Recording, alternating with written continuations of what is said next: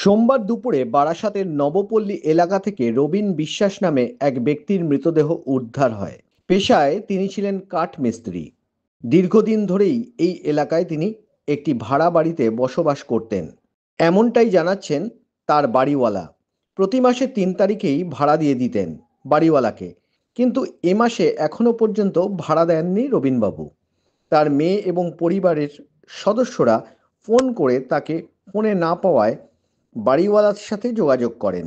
রবিনবাবুর এক পরিচিত ব্যক্তি তাকে খুঁজতে গেলে দেখা যায় ঘরের ভেতরে মৃত অবস্থায় পড়ে রয়েছেন তিনি। এরপরই খবর যায় বারাসাত থানায়।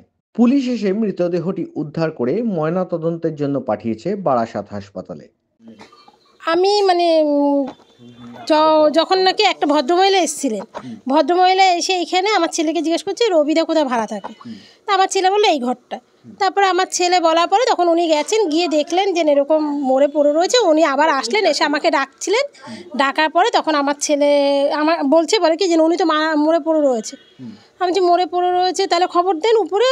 তখন আমি ডাকলাম ওনাকে, উনি আসলেন, ওনার ছেলে আসলেন, এসে দেখলেন, দেখে জানালেন ওখানে পার্টি অফিসে মানে জানিয়েছে। তারপরে ও পুলিশকে খবর দেওয়াতে পুলিশ এসে নিয়ে চলে আসে। একাই থাকতেন। কত বয়স না আমি ঠিক বলতে পারবো না আন্দাজ। কতদিন ধরে এখানে রয়েছে তাও মোটামুটি?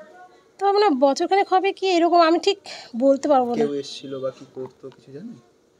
কাঠের কাজ করতে জানতাম। কাঠের কাজ। হ্যাঁ, এই বাজারের ভেতরে দোকান আছে। কি নাম ছিল ওনার? রবি। রবি কি?